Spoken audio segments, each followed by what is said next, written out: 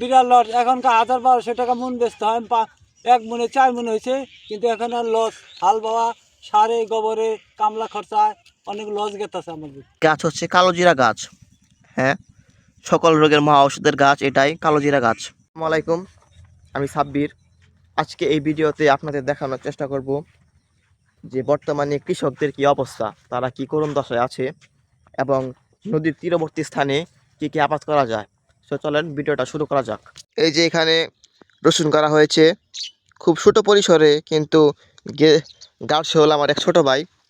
রসুনগুলা কি তুই কাটছ? জি। সুন্দর হয়েছে খুব। এগুলো হলো পৈল পেঁয়াজ, সব যা দেখতে পাচ্ছেন সব পৈল পেঁয়াজ। আপনারা হয়তো জানেন না যে পৈল পেঁয়াজ কাকে বলে। এগুলো হলো মূলত যে আসল পেঁয়াজ থাকে, এই পেঁয়াজের থেকে যে ফুল হয়, এই ফুল থেকে বীজ সংগ্রহ করা হয় এবং এই বীজগুলো মানে রোপণ করার পরে যে ছোট ছোট গাছ হয়, এগুলো পরে একত্রিত করে গাড়া হয়, এগুলোকে পৈল পেঁয়াজ বলে। এগুলো মূলত পেঁয়াজের সিজন চলে গেলে পরে গাড়া হয়, ঠিক আছে না? হ্যাঁ হ্যাঁ ঠিক। আমি আসলে অতটা জানি না, ওরা আমার থেকে ভালো জানে। ও কিন্তু আমাদের মধ্যে চাষাবাদ সম্পর্কে অনেক অভিজ্ঞ। ও একাই ২-৩ বিঘা জমি একাই চাষ করে, ও অনেক বছর আগে থেকে চাষ করে আসছে। তো ওর অনেক অভিজ্ঞতা চাষের সম্পর্কে। পেঁয়াজ তুলতেছেন? হ্যাঁ, পেঁয়াজ তুলতেছি। পেঁয়াজ কত করে কিনছিলেন? ১০,৫০০ টাকা মন কিনছিলাম, এখন তো ওই দামে বেচতে পারতাছি না। এখন তাহলে আপনাদের লস হয়ে গেছে। হ্যাঁ, বিরাট লস। এখনকার ১,০০০-১,২০০ টাকা মন বেচতে হয়, এক মনে ৪ মন হয়েছে, কিন্তু এখন আর লস। হাল বাওয়া, সারে গোবরে, কামলা খরচায় অনেক লস গেতেছে আমাদের। তো আপনারা শুনতেই পারলেন এখনকার কৃষকদের কি অবস্থা। এরকম যদি চলতেই থাকে তাহলে সামনে আর কেউ চাষাবাদে আগ্রহী হবে না। তো আমাদের সবারই একটু আগ্রহী হওয়া উচিত কৃষকদের প্রতি, কারণ তারা অনেক পরিশ্রম করে চাষাবাদ করে। তারা যদি তাদের ন্যায্য মূল্য না পায় তাহলে কেমনে হবে। এই গাছগুলো কিন্তু অসম্ভব রকমের সুন্দর। এর বিস্তারিত বলবে হলো, বল এগুলো কি? এগুলো মানে হাল চাষ ছাড়াই চাষ করা যায়, মানে নদীর পাট দিয়ে এগুলা ছিটিয়ে দিলেই ফসল পাওয়া যায়। এই গাছের নাম কি? এগুলোতে কি করা হয়? এগুলো হলো কৃষি গাছ, যা এর নাম আমরা মানে খাই। ও আচ্ছা। এখানে সব সরিষা তুলে রাখা হয়েছে। এগুলো রোদে শুকানোর পরে এগুলো থেকেই এখান থেকে সরিষা সারানো হবে শুকানোর পরে।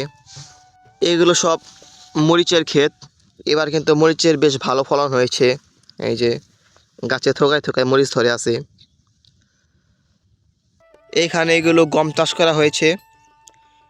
এই গমগুলো একটু অন্য জাতের। এখন এই গম সম্পর্কেও বলবে। গম হলো দুই ধরনের, একটি হলো গম আর একটি হলো পেয়ারা। আপনারা হয়তো বা জানেন না, একই রকম দেখা যায় গম আর পেয়ারা। আর দেখবেন আপনারা গম হলো চুচা ছাড়া, আর হলো পেয়ার হলো চুচা আলা। এই অনেকেই বলবেন যে এগুলা গম, কিন্তু না, এগুলার নাম হলো পেয়ারা। গমের মতোই দেখতে হবে, কিন্তু গম হলো দুই ধরনের। এখানে কিন্তু একই জমিতে দুই ধরনের চাষ করা হয়েছে। এখানে নিচে দেখতে পাচ্ছেন এগুলো হলো ফেসারি খালাই, যা কতক্ষণ আগে আপনাদের দেখিয়েছি। আর এগুলো হলো মূলত গরুর খাওয়ানো ঘাস, মূলত হুন। এগুলো মূলত গরুর ঘাস হিসেবে ব্যবহার করা হয়। এইগুলো হলো বিছন রাখা হয়েছে।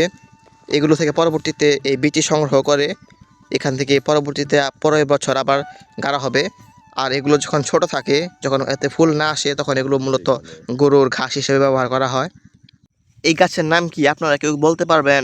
যদি বলতে পারেন তাহলে কমেন্টে জানিয়ে দিন। আর যদি না পারেন আমি বলে দিচ্ছি, এটা হচ্ছে তিসি গাছ। এই জমিতে অনেক ধরনের চাষ করা হয়েছে, আপনাদের দেখাচ্ছি। এই গাছটা কিন্তু আমাদের নিত্য জীবনে অনেক প্রয়োজনীয় একটা গাছ। আপনারা কি জানেন এই গাছের নাম কি? সমস্যা নেই, আমি বলে দিচ্ছি। এই গাছ হচ্ছে কালোজিরা গাছ। হ্যাঁ, সকল রোগের মহা ঔষধের গাছ এটাই কালোজিরা গাছ। পাচ্ছেন একই জমিতে অনেকগুলো চাষ করা হয়েছে, মূলত কালো জিরা, গোটা সজ, তারপরে হইলো শৈলাহস, তিসি, এগুলা আমাদের একই জমিতে চাষ করছি। আর দেখছেন কত সুন্দরভাবে বেড়ার সিস্টেম করে ভুট্টা লাগাইছি, যাতে কোনো পশু পাখি ডাইরেক্টলি আসে ক্ষতি না করতে পারে, থেমে যায়। বর্ষার সিজন শেষে যখন নদীর চর জেগে ওঠে, তখন এখানে বিভিন্ন ধরনের ধান গাড়া হয়, যেমন কালীবড়ো এবং অনেক জাতের ধান। আমার অতগুলো নাম জানা নেই। ওই যে আপনারা দেখতে পাচ্ছেন ওইখানে এক লোক রোপণ করছে। আজকের ভিডিও এখানেই শেষ করতে হচ্ছে। ইউটিউব থেকে দেখে থাকলে অবশ্যই সাবস্ক্রাইব করে দেবেন এবং ফেসবুক থেকে দেখে থাকলে অবশ্যই ফলো করে দেবেন। আবার দেখা হবে নতুন কোনো ভিডিওতে। ততক্ষণ পর্যন্ত ভালো থাকুন, সুস্থ থাকুন। টাটা।